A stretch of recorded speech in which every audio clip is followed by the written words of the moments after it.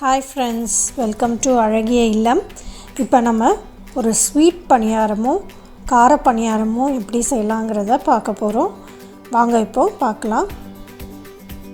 இப்போது பணியாரம் செய்கிறதுக்கு 1 டம்ளர் பச்சரிசி எடுத்திருக்கேன், 1 டம்ளர் புழுங்கலரிசி இட்லி அரிசி எடுத்துக்கிட்டேன், ஒரு 1/4 டம்ளர் உளுத்தம்பருப்பு எல்லாத்தையும் ஒன்றா போட்டுறோம். அது கூட ஒரு 1/2 ஸ்பூன் வெந்தயம் சேர்த்துக்கிறேன். சேர்த்து இதை ஒரு 4 மணி நேரம் ஊற வச்சுக்கலாம். நம்ம இப்போ ஊற வச்சு அரைச்சி எடுத்த மாவில் உப்பு போட்டு நல்லா கிளறி ஓவர் நைட் புளிக்கிறதுக்கு வச்சிடுறேன். இல்லை ஒரு 8 மணி நேரம் நீங்கள் புளிக்க வச்சிடலாம்.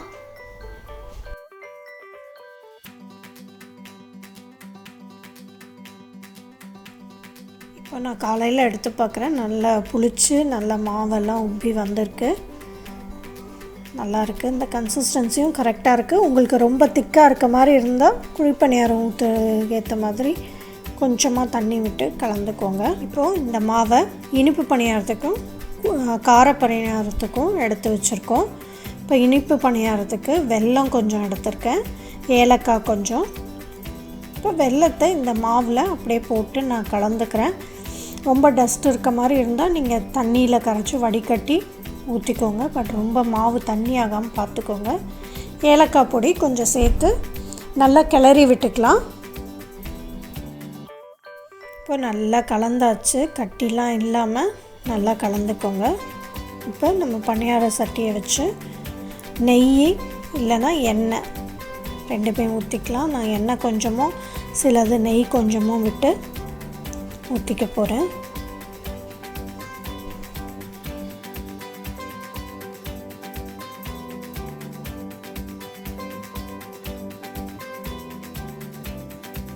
இப்போ நல்லா சூடானதுக்கப்புறம் இப்போ மாவை எடுத்து நம்ம ஊற்றுறோம். ஒரு 3/4 இதுக்கு ஊற்றினா போதும், கொஞ்சம் உப்பி வரும்.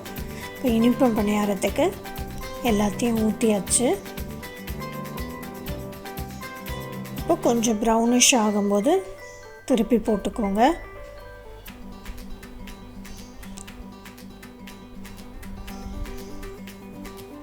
திருப்பி போட்டு கொஞ்சம் நேரம் நல்லா வேக விட்டு அடுத்த பக்கமும் வேகிற அளவுக்கு திருப்பிக்கணும். இப்போ கொஞ்சம் குத்தி பாருங்கள், ஒட்டாமல் வந்திருக்கு.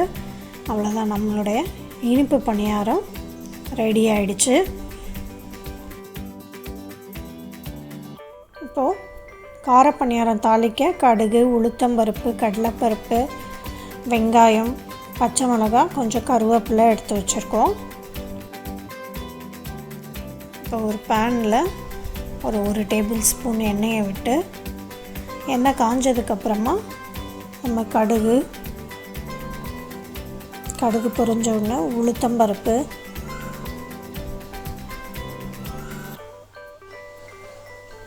கடலைப்பருப்பு போட்டுக்கோங்க. போட்டு அதை நல்லா ப்ரௌனிஷ் ஆகிற வரைக்கும் விட்டுருங்க. அதுக்கப்புறமா நம்ம கட் பண்ணி வச்சுருக்க பச்சை மிளகாய், கருவேப்பிலை சேர்த்துடுங்க. இப்போ இதில் நம்ம கட் பண்ணி வச்சுருக்க வெங்காயத்தை கூட சேர்த்துக்கலாம். சேர்த்து நல்லா வதக்கிக்கோங்க. வெங்காயத்துக்கு தேவையான உப்பு கொஞ்சம் சேர்த்துக்கிறேன், சீக்கிரமாக வதங்கிடும்.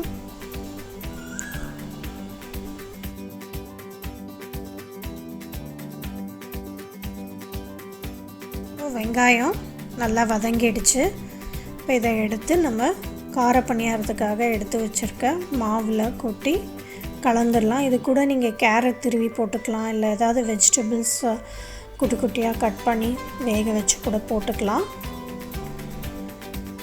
மாவு கார பணியாரத்துக்கு மாவு ரெடி ஆகிடுச்சு.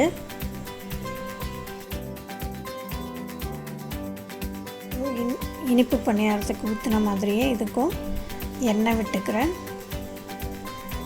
உங்களுக்கு நான் கொஞ்சமாக தான் எண்ணெய் விடுறேன், உங்களுக்கு நிறையா வேணும்னா நிறையா கூட விட்டுக்கலாம். இப்போ இதில் ஒரு 3/4 மசி வரும் மாதிரி அந்த குழியில் ஊற்றிடுங்க மாவெல்லாம்.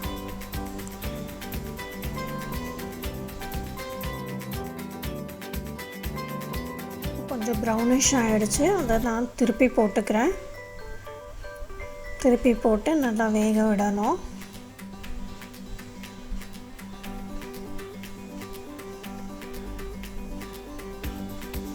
எல்லாத்தையுமே திருப்பி போட்டாச்சு. நம்ம இப்போ பாருங்கள், இப்போ அதே மாதிரியே குத்தி பார்க்கலாம். மாவு ஒட்டாமல் இருந்ததுன்னா நமக்கு குழிப்பணியாரம் ரெடி ஆகிடுச்சு. அவ்வளோதான். இப்போ இது எல்லா பணியாரத்தையும் எடுத்து வச்சிடலாம். நம்மளுடைய கார குழிப்பணியாரம் ரெடி. இப்போ இது ஒரு ஈவினிங் ஸ்நாக்காவோ இல்லை பிரேக்ஃபாஸ்ட்டு டின்னருக்கு செஞ்சுக்கலாம். இப்போ நம்மளுடைய இனிப்பு பணியாரமும் கார பணியாரமும் ரெடி. செஞ்சு பாருங்கள். நன்றி.